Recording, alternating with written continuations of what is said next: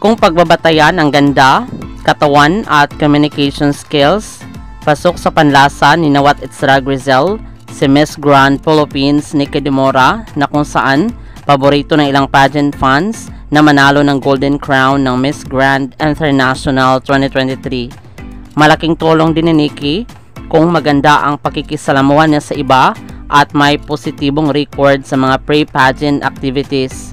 Kasi pinagbabatayan ng organization kung ano sila, ang pag-uugali at paano nila dinidil ang kapwa kandidata. Hindi lang sa performance sa preliminary at final competition ang batayan, merong ibang aspeto ang tinitignan ng organization. Ano sa tingin nyo, pasok kaya sa panlasa ng presidente ng Miss Grand International ang pambato ng Pilipinas na si Nikki Demora?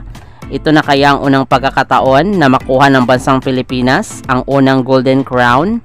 Maraming salamat sa panonood. Para maging updated ka, huwag kalimutang mag-subscribe.